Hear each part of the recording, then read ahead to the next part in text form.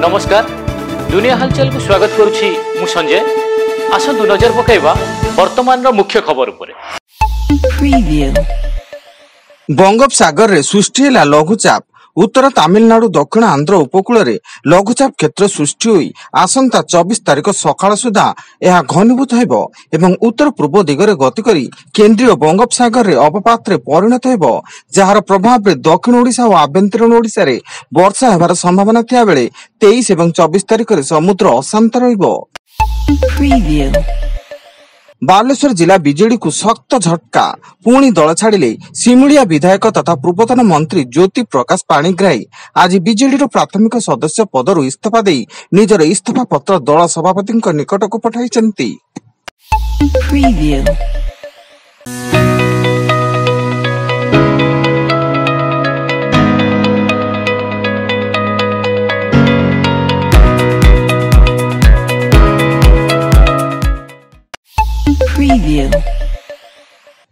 राज्य में 2टी पर्यायर मतदान शेष होता बेले तृतीय पर्याय प्रचार जोरदार चली। फल बीजेडी दलीय प्रार्थी मान लगी माराथन प्रचार करुछन्ति बीजेडी सुप्रीमो नवीन पट्टनायक।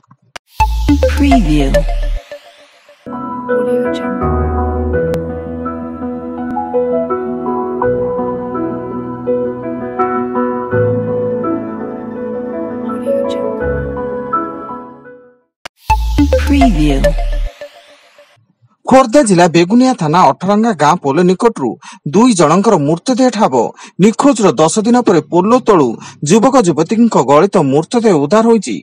युवक युवती हत्या पर सेठारे फिंगी देइथिबा संदेह करा जाउथबा बेले पुलिस घटनास्थल रे पहुंची खोलताड़ जारी करुछि।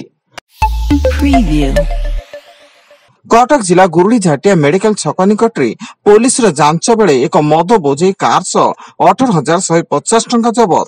एथिसह पुलिस कार चालक को अटक रखी पचराउचरा जारी करथुवा बेले कार रे मोट 144 बोतल विदेशी मद थिला।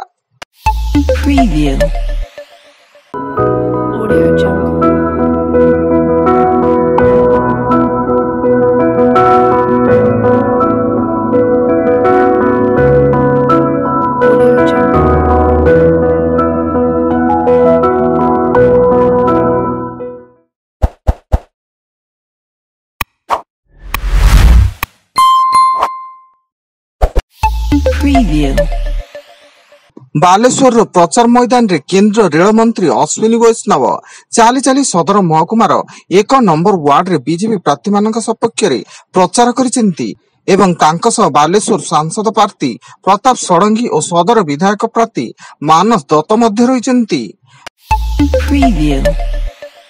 बिहार हॉट सीट काराकाटरू स्वाधीन प्रार्थी भाव प्रतिद्वंदिता करुवा भोजपुरी तारका पवन सिंह को बीजेपी बहिष्कार करछि। वर्तमान पवन सिंह आ बीजेपी रे सदस्य नुहंती बोली दल पक्षरु सूचना प्रदान करा जायछि।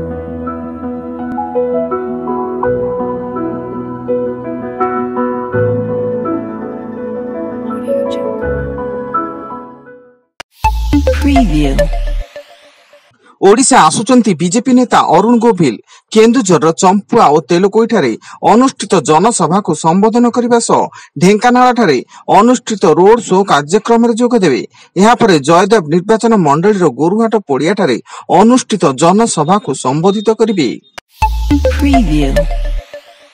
एवं नाइजेरिया रे एक गाँव रे किछि दुर्बृत्त आखि बुझा गुली माड़ करबा फଳରେ 40 जनकर मृत्यु एवं पशुपालक और कृषकों मध्य विवाद को केंद्र करी एभली अघटन घटिता बेले नाइजेरिया पुलिस स्कूल रे 7 बंदूकधारी निहत होइतिबा सूचना। वर्तमान पई एतिकी अधिक न्यूज अपडेट्स पई विजिट करंतु आम वेबसाइट www.duniyahalchal.in। धन्यवाद।